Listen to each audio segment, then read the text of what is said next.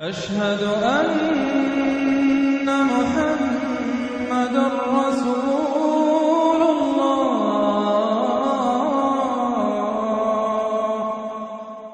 اس group کی جو آخری صورت ہے، اور یہ نوٹ کر لیجئے کہ جو ہمارا منزلوں کا میں نے نظام آپ کو بتایا تھا، پہلی منزل ختم ہو گئی ہے۔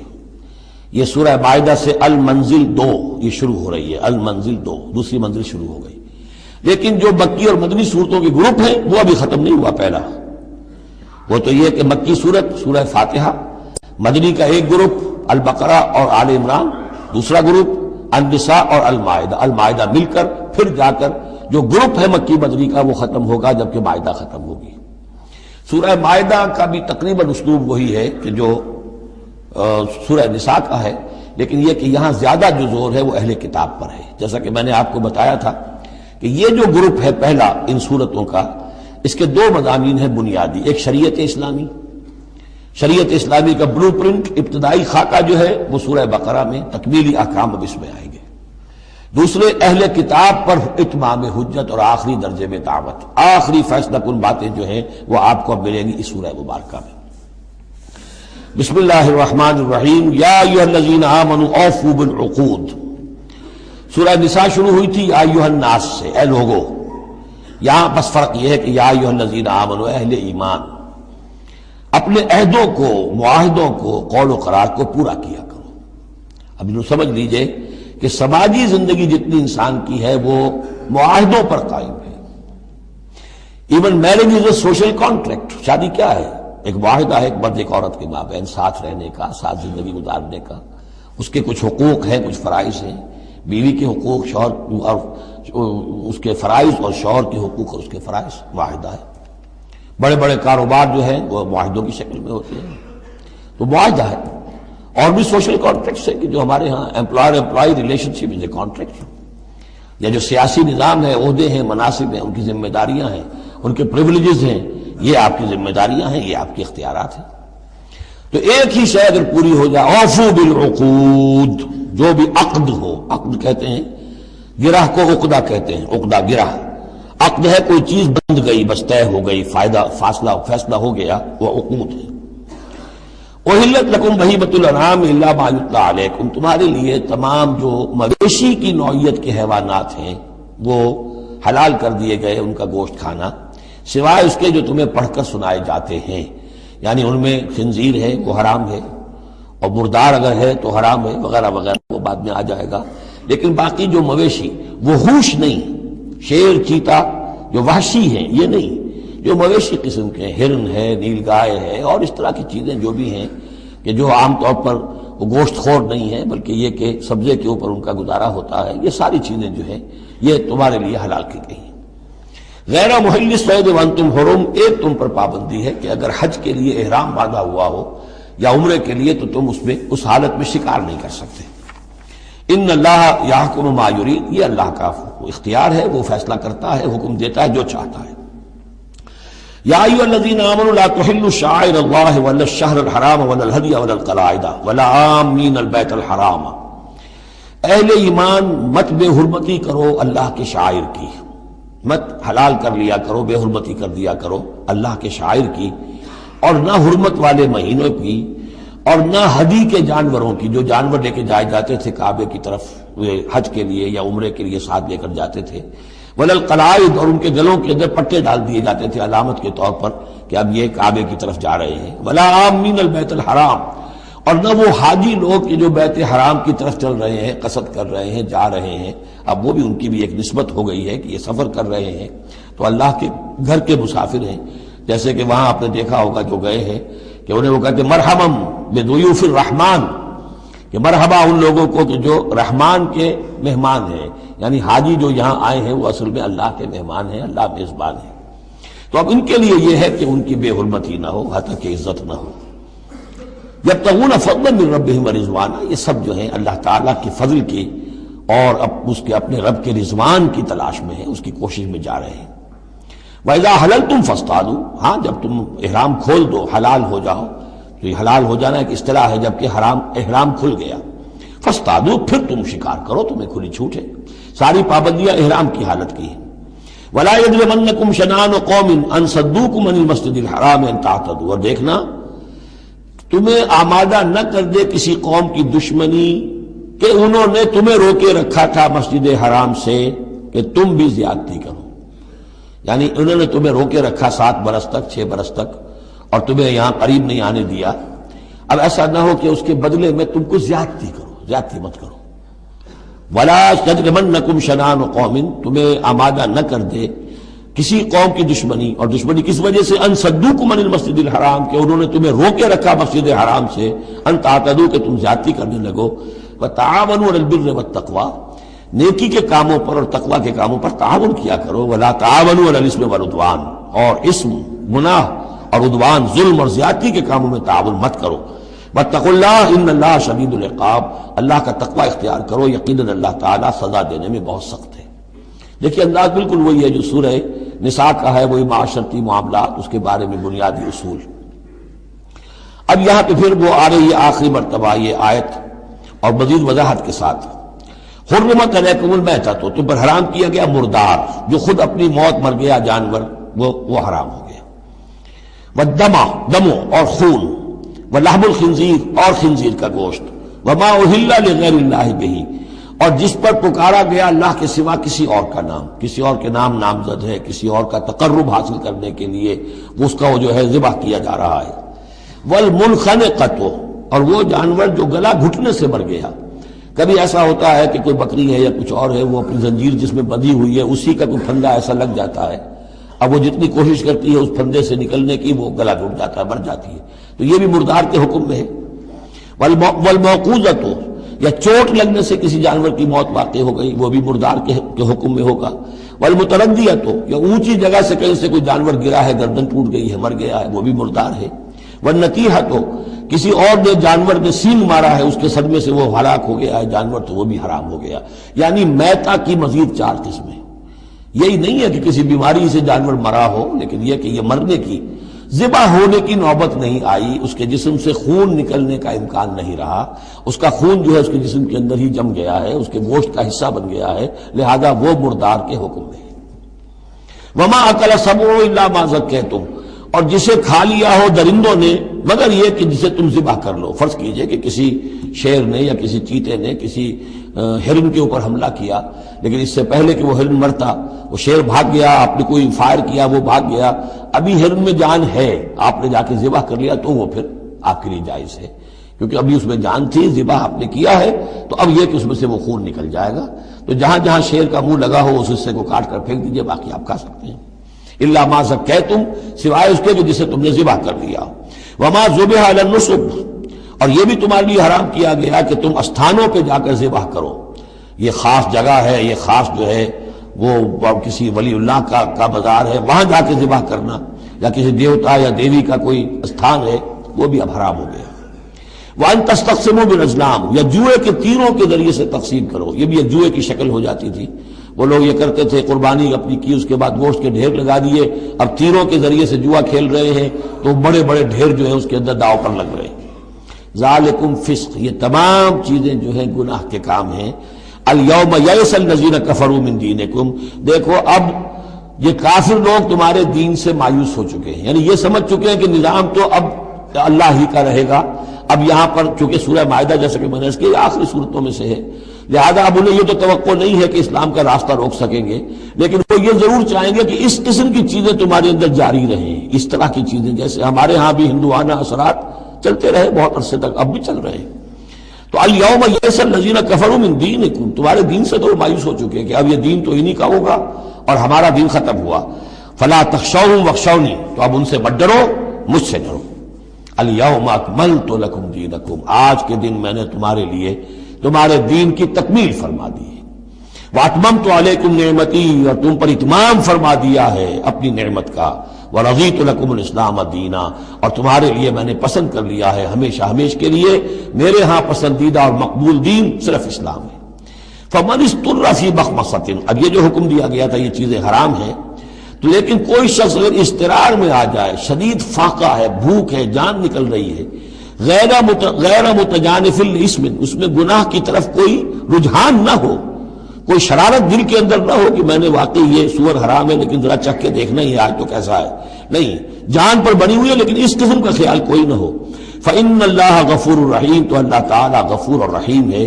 یسألونک ماذا احل لہم، اے نبی آپ سے پوچھتے ہیں کہ ان کے لیے کیا کچھ حلال ہے؟ قل احل لکم الطیبات، تمہارے لیے سب پاکیزہ چیزیں حلال کر دی گئیں۔ وما علمتم من الجوارح مکلبین تعلمونہن مما علمکم اللہ، اور جو تم چھوڑتے ہو سدھاتے ہو شکاری جانوروں کو، جنہیں تم چھوڑتے ہو شکار کے لیے، انہیں تم نے سدھایا ہے، سکھایا ہے اس میں سے کہ جو اللہ نے تمہیں سکھایا ہے۔ فَكُلُوا مِمَّا أَمْسَكْنَا عَلَيْكُمْ، تو اب وہ اگر جا کر آپ نے کتا چھوڑا ہے، اس نے خرگوش کو پکڑ لیا ہے یا کسی اور جانور کو، فَإِنْ أَمْسَكْنَا عَلَيْكُمْ، اگر انہوں نے روکے رکھا ہے تمہارے لیے اس شکار کو تو اس کو کھاؤ، وَاذْكُرُوا اسْمَ اللَّهِ عَلَيْهِ، اس پر اللہ کا نام لو، وَاتَّقُوا اللَّهَ، اور اللہ تعالیٰ کا تقوی اختیار کرو، إِنَّ اللَّهَ سَرِيعُ الْحِسَابِ، یقیناً اللہ تعالیٰ حساب لینے میں بہت جلدی کرتا ہے، یا حساب لینے میں اسے دیر نہیں لگتی۔ اليوم احل لكم الطيبات وطعام الذين اوتوا الكتاب حل لكم وطعامكم حل لهم والمحصنات من المؤمنات والمحصنات من الذين اوتوا الكتاب من قبلكم اذا آتيتموهن اجورهن محصنين غير مسافحين ولا متخذي اخدان ومن يكفر بالايمان فقد حبط عمله وهو في الاخرة من الخاسرين۔ صدق الله العظيم۔ الیوم احل لکم الطیبات، یہ وہی انداز ہے کہ الیوم اکملت لکم دینکم واتممت علیکم نعمتی ورضیت لکم الاسلام دینا، آج کے دن تمہارے لیے تمام پاکیزہ چیزیں حلال کر دی گئیں۔ یعنی اگر اس سے پہلے کوئی مختلف مذاہب میں، یہود کی شریعت میں حضرت یعقوب علیہ السلام کی بات پسند و ناپسند جو ذاتی تھی اس کی بنا پر کوئی رکاوٹیں ہو گئی تھیں، یا یہ کہ مشرکانہ جو اوہام تھے ان کی وجہ سے تمہارے ذہنوں میں کچھ الجھنیں تھیں، آج ان سب کو صاف کیا جا رہا ہے۔ الیوم احل لکم الطیبات، تمام صاف ستھری پاکیزہ چیزیں تمہارے لیے حلال ہیں۔ وطعام الذین اوتوا الکتاب حل لکم، اور ان لوگوں کا کھانا بھی کہ جنہیں کتاب دی گئی تھی تمہارے لیے حلال ہے۔ لیکن اس میں ظاہر ہونا چاہیے کہ ان کا کھانا کہ جو ظاہر بات ہے کہ اگر عیسائی سور کھا رہا ہوگا تو وہ ہمارے لیے حلال نہیں ہوگا، مطلب یہ کہ ان کا گوشت ذبح کیا ہوا اگر ہو حلال جانور کا تو وہ ہم کھا سکتے ہیں، جانور حلال ہو، اور نمبر دو کہ اسے ذبح کیا گیا ہو۔ وطعامکم حل لہم، اسی طرح تمہارا کھانا بھی ان کے لیے حلال ہے۔ والمحصنات من المؤمنات، اور تمہارے لیے شادی کرنا بھی حلال ہے ان سے بھی کہ جو خاندانی خواتین ہوں اہل ایمان میں سے، والمحصنات من الذین اوتوا الکتاب من قبلکم، اور خاندانی خواتین ان لوگوں کی کہ جنہیں کتاب دی گئی تھی تم سے پہلے، یعنی مسلمان مرد جو ہے عیسائی اور یہودی خاتون سے شادی کر سکتا ہے۔ اذا آتیتموہن اجورہن، جب کہ تم انہیں ادا کر دو ان کے مہر، محسنین، نیت یہ ہو کہ انہیں گھر میں بسانا ہے، مستقل ایک خاندان کا ادارہ وجود میں لانا ہے، غیر مسافحین، صرف شہوت رانی کے لیے نہیں، صرف مستی نکالنے کے لیے نہیں، ولا متخذی اخدان، اور نہ ہی کہ چھپی دوستی یاریاں بنانے کے لیے، کھلم کھلا نکاح ہو، ایک مسلمان مرد کسی عیسائی عورت سے، کسی یہودی عورت سے نکاح کر سکتا ہے۔ اس کے ضمن میں آج کل بہت سے اشکالات ہیں لوگوں کو، تو اس کے ضمن میں وضاحت کیے دیتا ہوں کہ جہاں تک تو شریعت کا اصل حکم ہے وہ تو یہ ہے، اور چونکہ شریعت محمد رسول اللہ پر پوری ہو چکی ہے، اب اس میں کوئی تغیر و تبدل نہیں ہو سکتا، لہذا اس کو منسوخ ہم نہیں کر سکتے، یہ تو قانون جو ہے قائم رہے گا، اور یہ اس کا جواز جو ہے، یہ اس کا جو کچھ لوگوں کو اس کے خلاف جو مصلحتیں نظر آتی ہیں وہ اپنی جگہ پر صحیح ہیں، لیکن اس کے باوجود قانون کو بدلا نہیں جا سکتا۔ اگر ایک خالص اسلامی ریاست ہو تو کچھ عرصے کے لیے کسی ایسی اجازت کو موقوف کیا جا سکتا ہے، جیسے حضرت عمر رضی اللہ تعالیٰ عنہ نے ایک زمانے میں جب کہ قحط پڑا ہوا تھا تو قطع ید کی سزا جو ہے، چوری پر ہاتھ کاٹنے کی سزا کو موقوف کر دیا تھا کہ حالات ایسے ہیں۔ اسی طرح سے عارضی طور پر کسی حکم میں، کسی ایگزیکٹو آرڈر کے ذریعے سے، اسلامی حکومت کے کسی عارضی حکم کے ذریعے سے کوئی پابندی لگ سکتی ہے۔ مثلا چونکہ صورتحال یہ ہے کہ مسلمان مردوں کو اجازت ہے عیسائی اور یہودی عورتوں سے شادی کی، مسلمان عورت کی شادی نہیں ہو سکتی کسی بھی عیسائی یا یہودی مرد سے۔ اب اس کی کیا علت ہے؟ کہ عام طور پر سمجھا یہی جاتا ہے کہ مرد غالب ہوتا ہے، لہذا اس کا امکان ہے کہ وہ اپنی بیوی کو سیدھے راستے پر لے آئے گا، نہ یہ کہ اس کی بیوی اسے غلط راستے پر لے جائے گی۔ دوسرے یہ کہ اس زمانے میں اولاد ہوتی تھی مرد کی، تو گویا کہ ثابت تھا کہ جو اولاد ہوگی وہ ماں پر نہیں ہوگی، عیسائی نہیں ہوگی، یہودی نہیں ہوگی، بلکہ وہ مسلمان ہوگی۔ دوسرے اس وقت مسلمانوں کا غلبہ ہو گیا تھا، اور یہودی عیسائی جو تھے وہ ان کے گویا کہ تابع ہو چکے تھے۔ نفسیاتی اعتبار سے یہ دونوں صورتیں اس وقت بدل چکی ہیں۔ آج مسلمان مغلوب ہیں، یہودی عیسائی جو ہیں ان کا پلڑا بھاری ہے دنیا کی سیاست میں اور دنیا کے معاملات میں۔ ویسے بھی مرد جو ہیں وہ کمزور ہو چکے ہیں اور عورتوں کا غلبہ ہے۔ اس حوالے سے مناسب یہی ہے کہ یہ شادیاں نہ ہوں، لیکن حرام ان کو ہم نہیں کہہ سکتے۔ البتہ کوئی اگر اسلامی ریاست کہیں قائم ہو جائے تو پھر وہ وقتی طور پر جب تک کہ حالات میں کوئی اور تبدیلی نہ ہو جائے، مصلحتوں کے پیش نظر اس اجازت کو عارضی طور پر منسوخ کر سکتی ہے۔ وَمَنْ يَكْفُرْ بِالْإِيمَانِ فَقَدْ حَبِطَ عَمَلُهُ، تو جس شخص نے ایمان کے ساتھ کفر کیا اس کے تمام اعمال حبط ہو گئے۔ اب اس میں اشارہ اہل کتاب کی طرف بھی ہو سکتا ہے کہ پہلے وہ صاحب ایمان تھے، جب تک محمد الرسول اللہ تشریف نہیں لائے جو حضرت عیسیٰ کو مانتا تھا وہ مومن تھا، جو حضرت موسیٰ کو مانتا تھا مومن تھا، لیکن یہ کہ اب اگر وہ نہیں مان رہے تو گویا کہ وہ کفر کر رہے ہیں۔ اور دوسری یہ کہ کوئی شخص ایمان کا مدعی ہو کر ایسی حرکتیں کرے کہ جو کہ کافرانہ ہے تو اس کے تمام اعمال حبط ہو جائیں گے، وَهُوَ فِي الْآخِرَةِ مِنَ الْخَاسِرِينَ، اور آخرت میں وہ ہوگا بڑے خسارہ پانے والوں میں۔ یا ایھا الذین آمنوا اذا قمتم الی الصلاۃ، اہل ایمان جب تم کھڑے ہو، ارادہ کرو، قصد کرو نماز کا، فاغسلوا وجوہکم وایدیکم الی المرافق، تو دھو لیا کرو اپنے چہرے بھی اور اپنے دونوں ہاتھ بھی کہنیوں تک، وامسحوا برؤوسکم، اور اپنے سروں پر مسح کر لیا کرو، وارجلکم، اور دھو لیا کرو اپنے پاؤں کو بھی الی الکعبین، ٹخنوں تک۔ یہ ارجلکم اور ارجلکم دونوں قرأتیں ہمارے ہاں بھی ہیں، مستند قرأتوں میں ہیں۔ اہل تشیع جو ہے ویسے اس کو مستقل ارجلکم پڑھتے ہیں، اور ان کے نزدیک یہ مسح کے ساتھ ہے، وامسحوا برؤوسکم وارجلکم، مسح کر لیا کرو اپنے سروں پر بھی اور پیروں پر بھی۔ لیکن یہ کہ ہمارے اہل سنت کے نزدیک یہ ارجلکم ہے، اور اس میں چونکہ الی الکعبین کا آ گیا اضافہ، اگر صرف مسح ہوتا تو اس میں کوئی حد بیان کرنے کی ضرورت نہیں تھی، لہذا الی الکعبین کے اضافے سے وہ بالکل اس کے مساوی ہو گیا ہے الی المرافق۔ جیسے ہاتھوں کو دھونا ہے کہنیوں تک، ایسے ہی پاؤں کو دھونا ہے ٹخنوں تک۔ وَإِن كُنتُمْ جُنُبًا فَاطَّهَّرُوا، اور اگر تم حالت جنابت میں ہو تو پھر تم اور زیادہ پاکی حاصل کرو، یعنی غسل کرو، پورے جسم کا غسل کرو۔ وَإِن كُنتُمْ مَرْضَىٰ أَوْ عَلَىٰ سَفَرٍ، اور اگر تم بیمار ہو یا سفر پر ہو، اور جاء أَحَدٌ مِّنكُم مِّنَ الْغَائِطِ، یا کوئی تم میں سے کسی نشیبی جگہ سے ہو کر آئے، عام طور پر قضاء حاجت کے لیے لوگ نشیبی جگہوں پر جاتے تھے، اور لامستم النساء، یا تم نے عورتوں سے مقاربت کی ہو، فلم تجدوا ماء، اور تم نہ پاؤ پانی، فتیمموا صعیدا طیبا، تو ارادہ کرو پاک مٹی کا، فامسحوا بوجوہکم وایدیکم منہ، تو اس سے اپنے چہروں اور ہاتھوں کو مل لو۔ ما یرید اللہ لیجعل علیکم من حرج، اللہ یہ نہیں چاہتا کہ تم پر کوئی تنگی کرے، پانی نہیں ہے تو مٹی سے، ولکن یرید لیطہرکم، لیکن یہ ضرور چاہتا ہے کہ وہ تمہیں پاک کرے، ولیتم نعمتہ علیکم، اور تم پر اپنی نعمت کا اتمام فرمائے، لعلکم تشکرون، تاکہ تم شکر کا حق ادا کر سکو۔ واذکروا نعمت اللہ علیکم ومیثاقہ الذی واثقکم بہ، اب دیکھیے ایک میثاق وہ تھا کہ جو بنی اسرائیل سے لیا گیا، اب یہ میثاق اہل ایمان سے ہو رہا ہے۔ یہ سورت شروع ہوئی ہے یا ایھا الذین آمنوا سے، اور یاد رکھنا اپنے اس میثاق کو، اپنی اس نعمت کو جو تم پر ہوئی ہے اللہ کی طرف سے، اور وہ میثاق جو اس نے تم سے باندھ لیا ہے، جس میں اس نے تمہیں باندھ لیا ہے، واثقکم بہ اذ قلتم سمعنا واطعنا، جب تم نے کہا سمعنا واطعنا۔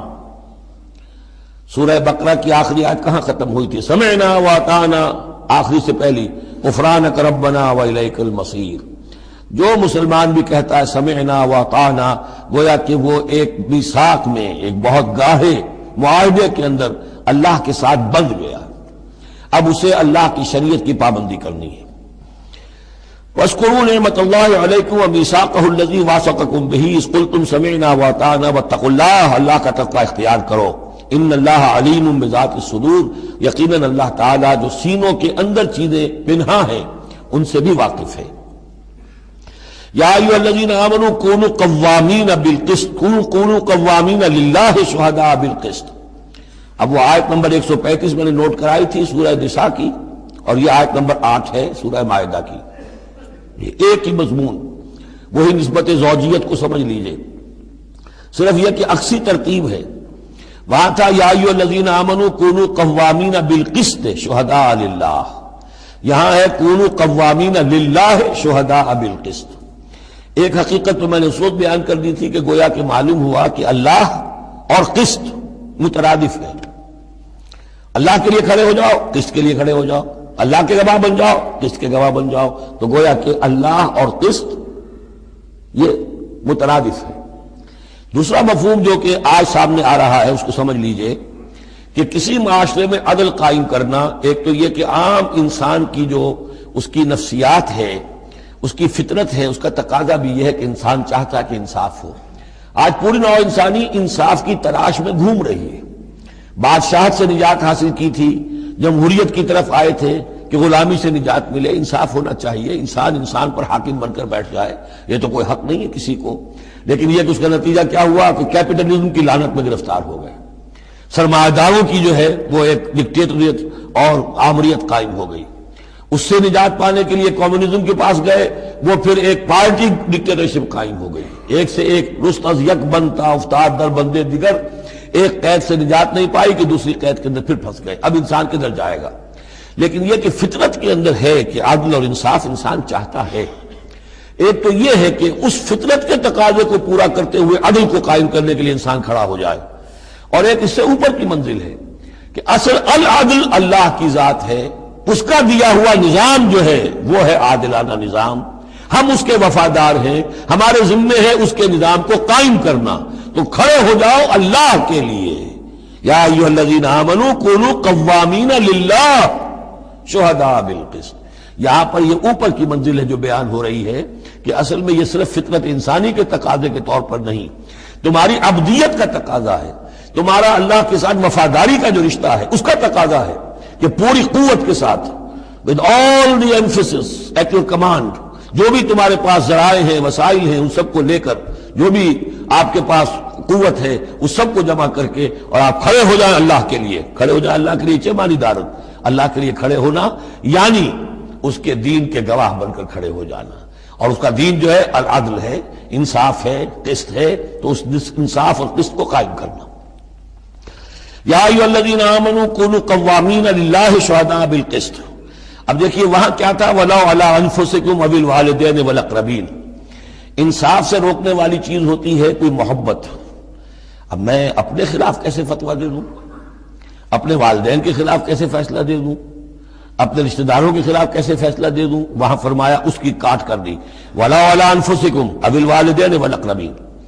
حق بات ہے، انصاف کی بات ہے، خواہ تمہارے خلاف جا رہی ہو، تمہارے والدین کے خلاف جا رہی ہو، تمہارے رشتہ داروں کے خلاف جا رہی ہو، حق کہنا ہے.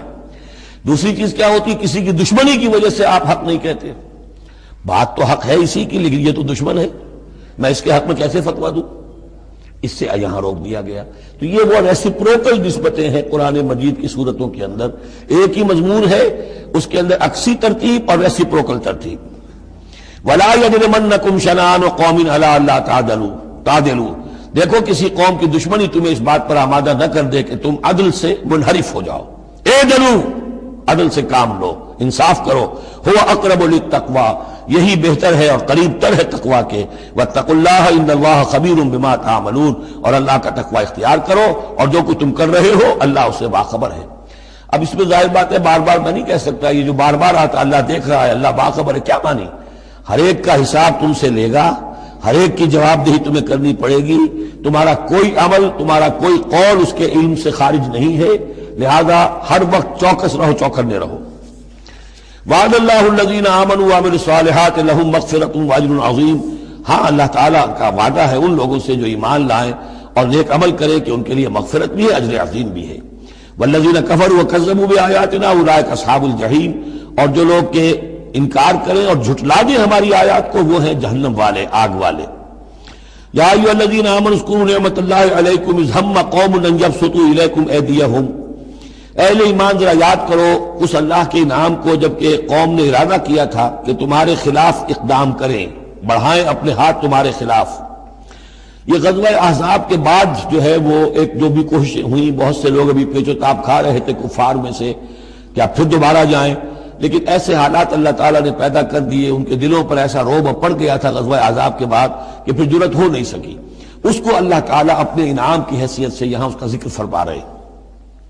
اذ ہم قوم ان یبسطوا الیکم ایدیہم، جبکہ ایک قوم نے ارادہ تو کیا تھا کہ وہ اپنے ہاتھ پھیلائیں تمہاری طرف، بڑھائیں تمہارے اوپر زیادتی کرنے کے لیے، تم پر فوج کشی کے لیے، فکف ایدیہم عنکم، تو اللہ تعالیٰ نے ان کے ہاتھوں کو روک دیا تم سے۔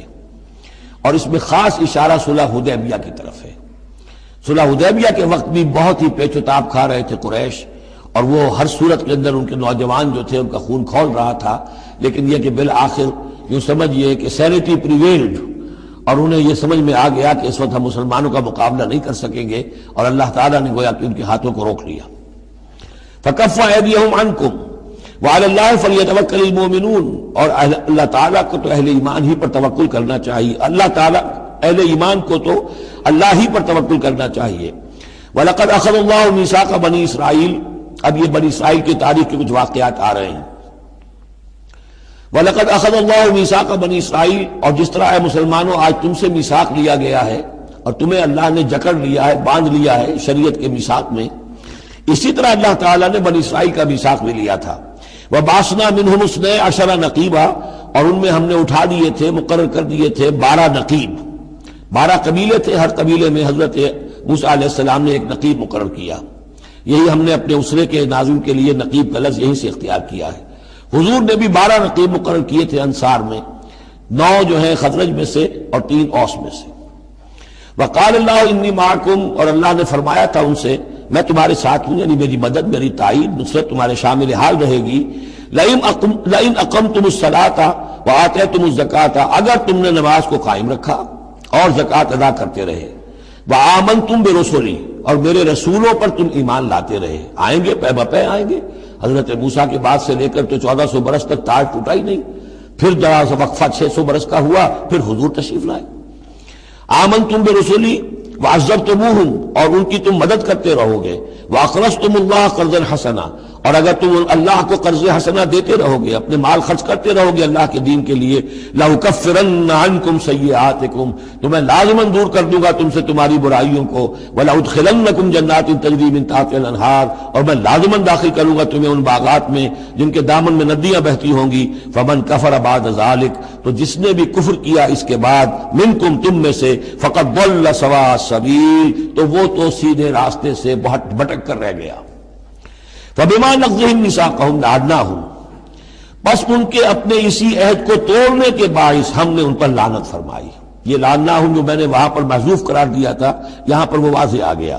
فَبِمَا نَقْضِهِمْ مِيثَاقَهُمْ لَعَنَّاهُمْ، ہم نے ان کے اسی میثاق کو توڑنے کے پاداش میں ان پر لعنت فرمائی۔ وَجَعَلْنَا قُلُوبَهُمْ قَاسِيَةً، اور ان کے دلوں کو سخت کر دیا۔ ثُمَّ قَسَتْ قُلُوبُكُمْ فَهِيَ كَالْحِجَارَةِ أَوْ أَشَدُّ قَسْوَةً، یحرفون الکلم عن مواضعہ، وہ کلام کو اس کے اصل مقام سے ہٹاتے ہیں۔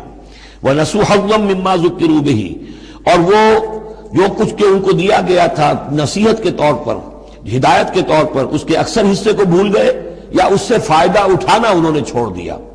ولا تزال تطلع على خائنۃ منہم، اور اے نبی آپ ہمیشہ ان کی طرف سے خیانت کی اطلاعیں پاتے رہیں گے۔ آپ کو معلوم ہے کہ حضور جیسے ہی مدینے پہنچے تھے تو آپ نے پہلے 6 مہینے میں جو 3 کام کیے، کنسولیڈیشن اپنی پوزیشن کی مدینہ منورہ میں، ان میں سے ایک یہ بھی تھا کہ یہود کے 3 قبولوں سے معاہدے کر لیے، جوائنٹ ڈیفنس آف مدینہ، کہ اگر مدینے پر حملہ ہوگا تو مل جل کر دفاع کریں گے۔ لیکن یہ کہ اس کے بعد یہ ہر قبیلہ ایک ایک کر کے غداری کرتا رہا، تو یہ حضور سے کہا جا رہا ہے وَلَا تَزَالُ تَطَّلِعُ عَلَىٰ خَائِنَةٍ مِّنْهُمْ، ان کی طرف سے خیانتیں ہوتی رہیں گی، ہر وقت ہوتی رہیں گی۔ الا قلیلا منہم، سوائے ان میں سے چند کے، کچھ لوگ شریف بھی ہوں گے۔ فاعف عنہم واصفح، تو ابھی درگزر کیجئے اور ذرا معاف کیجئے۔ ان اللہ یحب المحسنین، یقیناً اللہ تعالی احسان کرنے والوں کو پسند فرماتا ہے۔ ومن الذین قالوا انا نصارى اخذنا میثاقهم، اور ان لوگوں سے بھی جنہوں نے یہ کہا کہ ہم نصارہ ہیں، ہم نے ان کا بھی میثاق لیا۔ اخذنا میثاقهم فنسوا حظا مما ذکروا، تو وہ بھی بھول گئے بڑا حصہ اس کا جو نصیحت انہیں کی گئی تھی، یا بھول گئے اس نصیحت سے فائدہ اٹھانا۔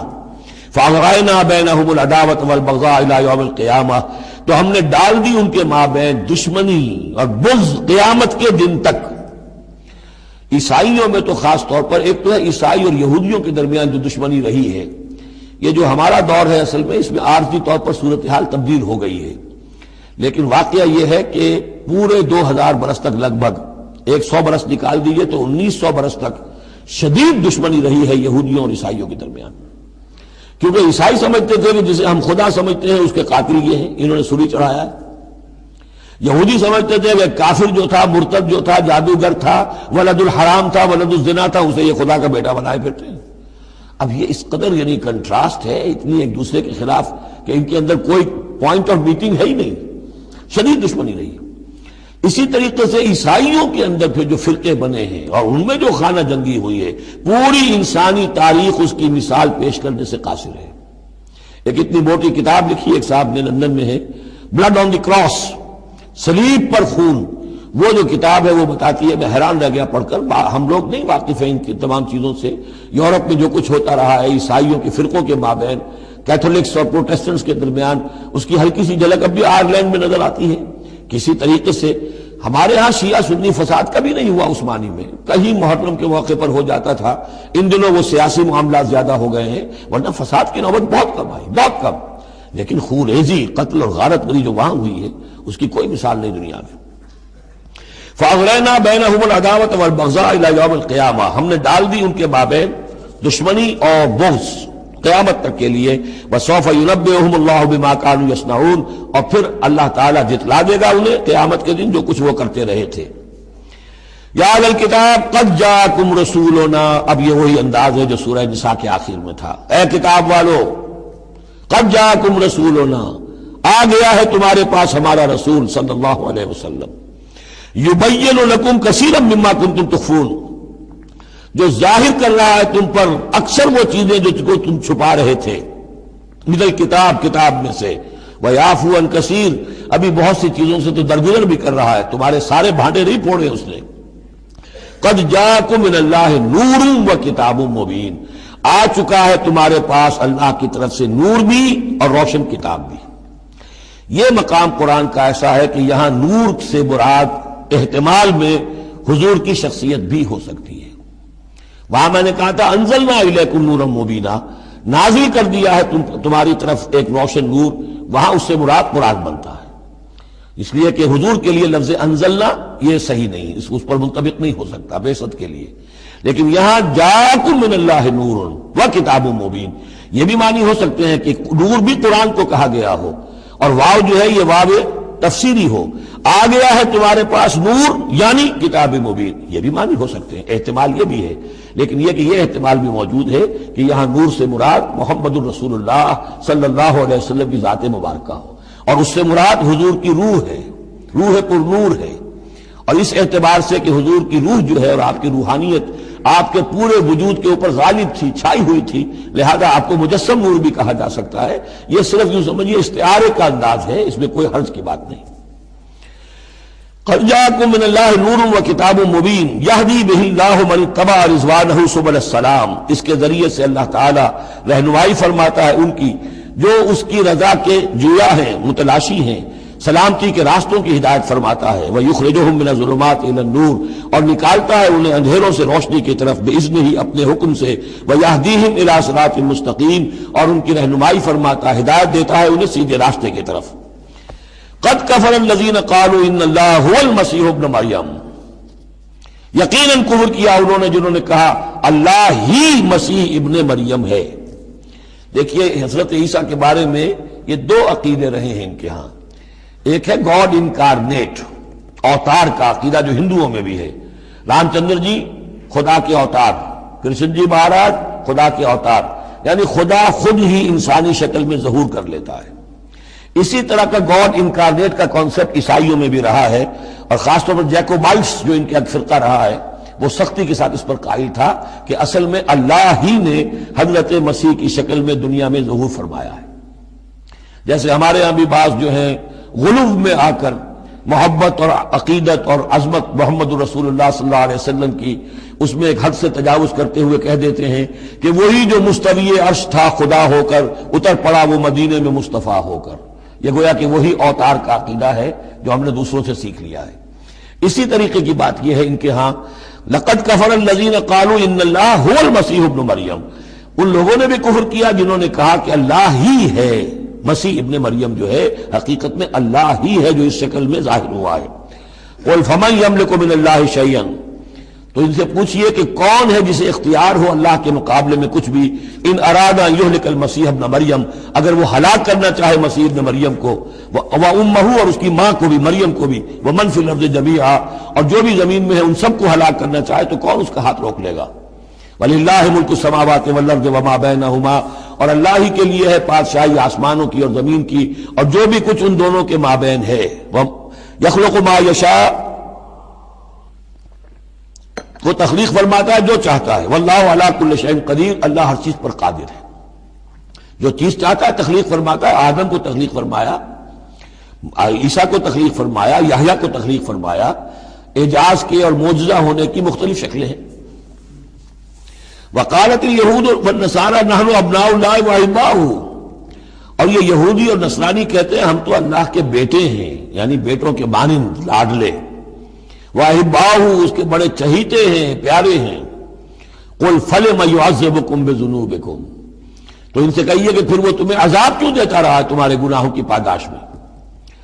اللہ کی اولاد ہو، چہیتے ہو، نبوکدنضر کے ہاتھوں تمہیں پٹوایا، 6 لاکھ تمہارے قتل ہوئے، تمہارا ہیکل اول جو ہے وہ شہید ہوا، ایسیرینز کے ہاتھوں تمہاری سلطنت اسرائیل ختم ہوئی، پھر تمہیں یونانیوں نے رگڑا، پھر تمہیں جو ہے رومیوں نے جو ہے کس طریقے سے تمہیں ایذائیں پہنچائی، اور تمہارا دوسرا جو ہیکل بنایا تھا وہ بھی گرا دیا. ایسے ہی لاڈلے ہوتے ہیں اللہ کے، یا اللہ اتنا ہی لاچار ہے، بیچارہ ہے، عاجز ہے. قل فلم يعذبكم بذنوبكم بل انتم بشر ممن خلق، نہیں تم بھی انسان ہو جیسے کہ اور انسان اس نے بنائے ہیں. یغفر لمن یشاء، وہ جس کی چاہتا ہے بخشش فرماتا ہے. ویعذب من یشاء، جس کو چاہتا ہے سزا دیتا ہے. وللہ ملک السماوات والارض، اور آسمانوں اور زمین کی کل بادشاہی اللہ ہی کے لیے ہے. وما بینہما، اور جو کچھ ان دونوں کی مابین ہے ان کی بھی. والیہ المصیر، اور اسی کی طرف لوٹ جانا ہے. یا اہل الکتاب قد جاءکم رسولنا یبین لکم علی فترۃ من الرسل، پھر وہی بات لیکن یہاں ایک نئے نکتے کے ساتھ آئی ہے. اہل کتاب تمہارے پاس آ چکا ہے ہمارا رسول صلی اللہ علیہ وسلم، یبین لکم، جو تمہارے لیے واضح کر رہا ہے، بیان کر رہا ہے.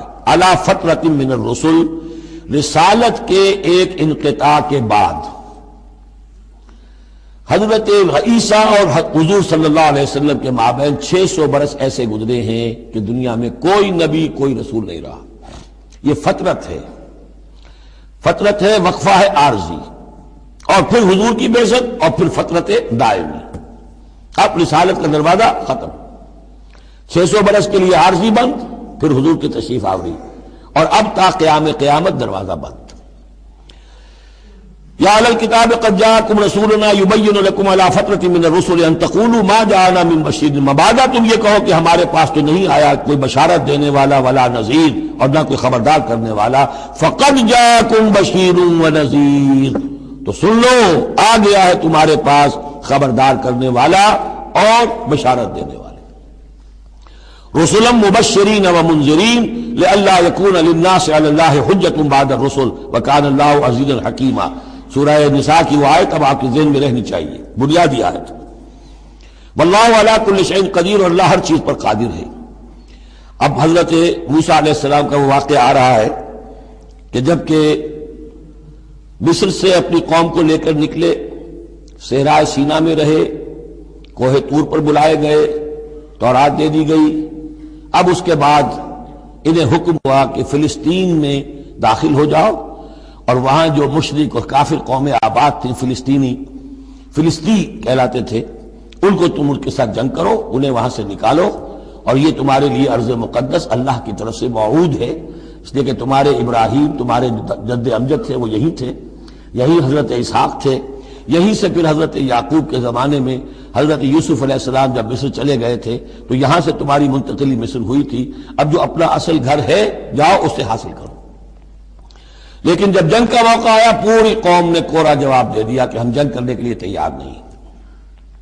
اس پر حضرت موسیٰ علیہ السلام کی مزاج میں جو تلخی پیدا ہوئی اور طبیعت کے اندر یوں سمجھیے بیزاری کی شدت پیدا ہوئی، وہ آپ دیکھیے گا کہ ہم یہ سمجھتے ہیں کہ رسول جو ہے وہ اپنی امت کے حق میں شفقت ہی شفقت ہوتا ہے، شفقت بھی ہے، جیسے اللہ کا معاملہ رؤوف بھی ہے ودود بھی ہے، لیکن عزیز انتقام بھی ہے، انتقام لینے والا بھی ہے۔ یہ دونوں شانیں ہیں۔ رسول کا معاملہ بھی یہی ہے، شفیق بھی ہے لیکن غیور بھی ہے، دین کی غیرت اس میں ہے، آپ سے بڑھ کر اللہ کے دین کی غیرت اس میں ہے، تو آخر ظاہر بات ہے کہ آپ کے طرز عمل سے بیزاری بھی ہوگی۔ پھر ان دونوں چیزوں کو سامنے رکھیے۔ اور یہ بات ذرا میں عرض کر دوں، تھوڑی سا نکتہ ہے سمجھنے کا، کہ چونکہ اس قوم کو اب تک بہت سا تجربہ ہوا تھا معجزوں کا، پیاس لگی، ہم سورہ بقرہ میں پڑھ آئے ہیں، ایک ضربی چٹان پر 12 چشمے پھوٹ گئے، کوئی محنت تو کرنی نہیں پڑی۔ بھوک لگی، من و سلوہ نازل ہو گیا۔ دھوپ لگی، سائبان جو ہے وہ ابر کا سائبان ساتھ ساتھ چل رہا ہے۔ سمندر راستے میں آیا، پھٹا، اس نے راستہ دے دیا۔ تو اس سے یہ بھی کہا جا سکتا ہے کہ اس لاڈ پیار کی وجہ سے بگڑ گئے تھے، اور یہی حکمت ہے کہ حضور کی پوری زندگی میں آپ کو اس طرح کا کوئی معجزہ نظر نہیں آتا۔ مسلمانوں، جو کرنا ہے اپنی جان دے کر، ایثار سے، قربانی سے، محنت سے، مشقت سے، بھوک جھیل کر، فاقے برداشت کر کے کرو۔ یہ بہت اہم نکتہ ہے، سمجھ لیجیے۔ یہ عادی ہو گئے تھے۔ وَإِذْ قَالَ مُوسَىٰ لِقَوْمِهِ يَا قَوْمِ اذْكُرُوا نِعْمَةَ اللَّهِ عَلَيْكُمْ إِذْ جَعَلَ فِيكُمْ أَنْبِيَاءَ وَجَعَلَكُمْ مُلُوكًا۔ اور یاد کرو جب کہ موسیٰ نے کہا اپنی قوم سے، میری قوم کے لوگوں، اور تورات سے معلوم ہوتا ہے، بک آف ایکسوڈس جو ہے 6 لاکھ کی نفری تھی ان کی جب یہ نکلے ہیں مصر سے۔ اب ان میں بوڑھے بھی، بچے بھی اور عورتیں بھی، ان کو نکال دیجئے تو کم سے کم 1 لاکھ تو ہوں گے کہ جو ایسے لوگ ہوں کہ جو جنگ کی صلاحیت رکھتے ہوں، اور نیچے جائیے برسبیل تنزل تو 50,000 تو ہوں گے، لیکن ان کا حال کیا ہوا وہ دیکھ لیجئے۔ یا قوم اذکروا نعمت اللہ علیکم، میری قوم کے لوگوں اللہ کے اس انعام کا احساس کرو جو تم پر ہوا ہے۔ اذ جعل فیکم انبیاء، جبکہ تمہارے اندر اس نے نبی اٹھائے، یعنی خود میں نبی ہوں، میرے بھائی ہارون نبی ہیں، حضرت موسیٰ نبی تھے، حضرت یوسف نبی تھے جو آئے تھے۔ وجعلکم ملوکا، اور تمہیں بادشاہ بنایا ہے۔ بادشاہ بنایا ہے تو ظاہر بات ہے اس وقت تک اگرچہ ان کی بادشاہت تو قائم نہیں ہوئی تھی، ہو سکتا ہے یہ پیشین گوئی ہو کہ جو بتائی جا رہی ہو کہ آئندہ تمہیں اللہ تعالیٰ زمین کی سلطنت بھی اور خلافت بھی دینے والا ہے، جیسے کہ حضرت داؤد اور حضرت سلیمان کے زمانے میں ہوئی۔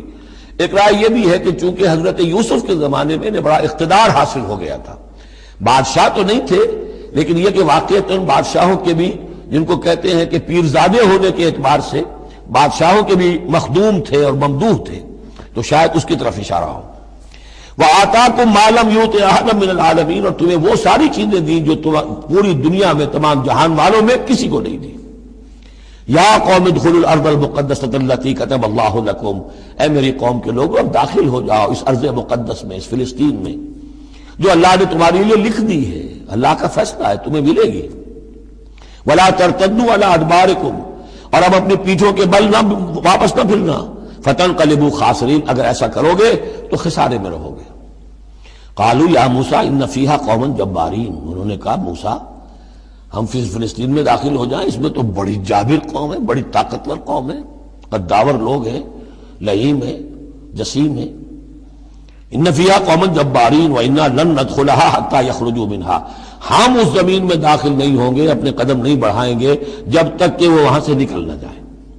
وَإِن يَخْرُجُوا مِنْهَا فَإِنَّا دَاخِلُونَ، وہ نکل جائیں پھر ہم داخل ہو جائیں گے۔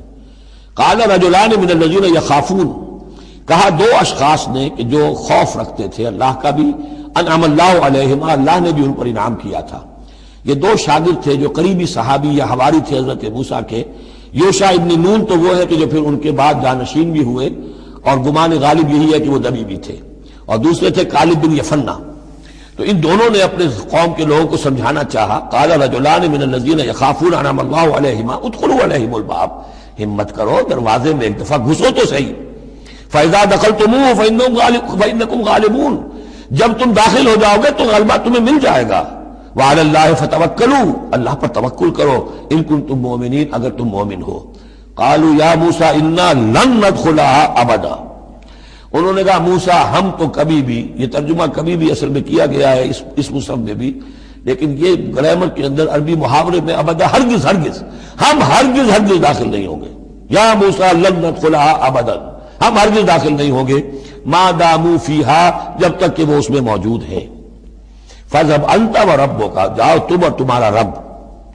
اور یہ میری طرف سے اضافہ کر لیجئے، 60 اپنی لٹھیاں بھی لے جاؤ، یہ تمہارا عصا جو ہے اتنے بڑے بڑے کارنامے دکھائے ہیں، یہ بھی ساتھ لے جاؤ. فاذهب انت وربک فقاتلا، اور جا کے قتال کرو. انا ہاہنا قاعدون، ہم تو یہاں بیٹھے ہیں. ضمیر جنبت نہ جنبت گم رہو محمد، ہم تو یہاں ٹکے ہوئے، ہم نہیں ہلیں گے. قال رب، اب دیکھیے بیزاری، وہی حضرت موسیٰ سورہ قصص میں آپ واقعہ پڑھیں گے کہ قبطی جو تھا وہ مار رہا تھا ایک اسرائیلی کو، تو اس کی طرف سے پھر مدافعت کرتے ہوئے حضرت موسیٰ نے ایک مکہ رسید کیا اور اس قبطی کی جان نکال دی. فوقذہ موسیٰ فقضى علیہ، اس وقت اتنی محبت اپنی قوم سے. اور اب کیا حال ہے؟ قال رب انی لا املک الا نفسی واخی، انہوں نے عرض کیا پروردگار مجھے تو اختیار نہیں ہے سوائے اپنی جان کے اور اپنے بھائی ہارون کی جان کے. ففرق بیننا، باقی یہ پوری قوم انکار کر رہی ہے تو اب تفریق کر دے، علیحدہ کر دے، جدائی ڈال دے ہمارے مابین، وبین القوم الفاسقین، اور ان ناہنجار لوگوں کے درمیان. میں اب ان کے ساتھ رہنا نہیں چاہتا. آج کی اصطلاح میں ہم کہہ سکتے ہیں میرا استعفیٰ قبول فرما لے، کہ میں اب ان کے ساتھ نہیں رہنا چاہتا. ان کی ناہنجاری، جو کچھ انہوں نے دیکھا ہے، میرے ہاتھوں سے جو معجزے دیکھے ہیں، میرے اور ان کے درمیان اب تفرقہ پیدا کر دے. اللہ نے یہ درخواست قبول نہیں کی، لیکن یہ کہ تذکرہ بھی نہیں کیا. قال فإنها محرمة عليهم 40 سنة، نہیں، ہم جو سزا انہیں دے رہے ہیں وہ یہ ہے کہ اب یہ ارض مقدس، اگر یہ بزدلی نہ دکھاتے ابھی ہم انہیں دے دیتے. اب انہوں نے بزدلی دکھائی ہے تو اب یہ ان پر حرام رہے گی 40 برس تک. یتیہون فی الارض، اسی صحرا میں، اسی صحرائے سینا میں، سینائی پیننسولا، یہ بھٹکتے پھریں گے. فلا تأس علی القوم الکافرین قوم الفاسقین، تو اب آپ اس فاسق لوگوں کے بارے میں اب آپ افسوس نہ کریں، اپنے دل کے اندر رنج نہ لیں اب جو کچھ ان پر بیتے گی. لیکن بہرحال آپ ان کی طرف رسول بنا کر بھیجے گئے ہیں، جب تک زندگی ہے آپ کو ان کے ساتھ رہنا ہے. یہاں ذرا یاد کر لیجئے کہ جو حضرت موسیٰ نے کہا انی لا املک الا نفسی واخی، حضور سے کیا کہا گیا تھا سورہ نساء میں؟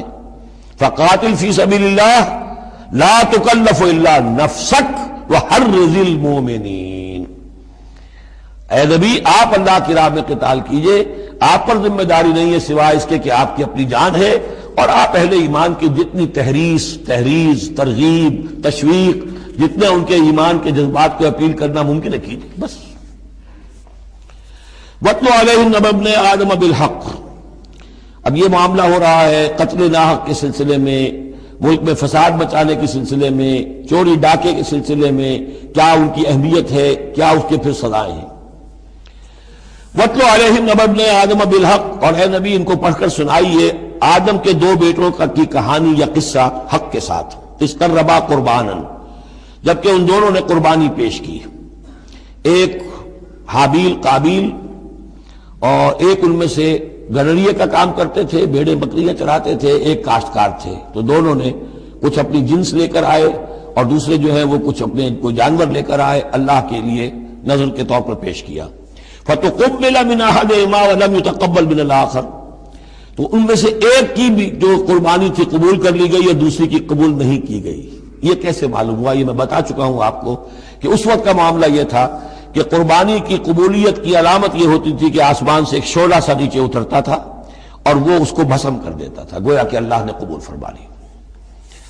قال لأقتلنک، اب جس کی یہ قبول نہیں ہوئی تھی اس نے کہا اپنے بھائی سے جس کی قبول ہو گئی تھی حسد کی آگ میں جل کر میں تمہیں قتل کر دوں گا. قال انما يتقبل اللہ من المتقین، انہوں نے کہا بھائی جان اس میں میرا کیا قصور ہے، یہ تو اللہ تعالیٰ کا قاعدہ ہے، قانون ہے، وہ صرف متقیوں ہی سے قبول کرتا ہے. لئن بسطت الی یدک لتقتلنی، اگر آپ اپنا ہاتھ بڑھائیں گے مجھ پر، چلائیں گے مجھے قتل کرنے کے لیے، ما انا بباسط یدی الیک لیقتلک، تو بھی میں اپنا ہاتھ نہیں چلاؤں گا، نہیں بڑھاؤں گا کہ آپ کو قتل کروں، یعنی یہ ایک طرفہ قتل ہوگا آپ کا. انی اخاف اللہ رب العالمین، مجھے تو اللہ کا خوف ہے جو تمام جہانوں کا پروردگار ہے. انی ارید ان تبوء باسمی و اسمک، اور پھر میں چاہتا ہوں کہ اگر آپ مجھے قتل کر ہی دیں، اس انتہا تک پہنچ ہی جائیں، تو آپ اپنے گناہ کا بھی بوجھ اپنے سر لیں، میرے گناہ کا بھی بوجھ لیں. جو ناحق مقتول ہے اس کے تو گویا کہ تمام گناہ اس قاتل نے اپنے سر پر لے لیے، تو میرے تو گھاٹے کا سودا نہیں ہے. What do I stand to lose؟ آخر میری کوئی خطائیں ہیں، میری کوئی غلطیاں ہیں، کوئی گناہ میں نے کیے ہوں گے. اگر آپ ناحق مجھے قتل کریں گے تو میرے ان تمام گناہوں کا وبال آپ کے سر آ جائے گا، تو میرے تو کوئی نقصان والی بات نہیں. انی ارید ان تبوء باسمی و اسمک فتکون من اصحاب النار، اور یہ ہوگی سخت ترین سزا میری طرف سے آپ کو کہ پھر آپ ہو جائیں گے جہنمی. وذالک جزاء الظالمین، اور یہی بدلہ ہے ظالموں کا. فطوعت لہ نفسہ قتل اخیہ، اب اس کے نفس نے آمادہ کر ہی لیا اسے اپنے بھائی کے قتل پر. یعنی ان الفاظ میں بٹوین دی لائنز یوں سمجھیے کہ ہے اس کے اندر بھی وہ تو رہتا ہے نا حق اور باطل کی ایک کشاکش، اور نیکی اور بدی کا غلبہ، قتل کروں یا نہ کروں. آخر بھائی کی باتیں بھی آئی ہیں، وہ دل نشین ہے، لیکن یہ کہ نفس جو ہے اس وقت اس کے اندر جو بھی شیطنت گھسی ہوئی تھی، اس نفس نے اسے آمادہ کر ہی لیا اپنے بھائی کو قتل کرنے پر. فقتلہ، تو اس نے انہیں قتل کر دیا. فاصبح من الخاسرین، ہو گیا تباہ ہو جانے والوں میں.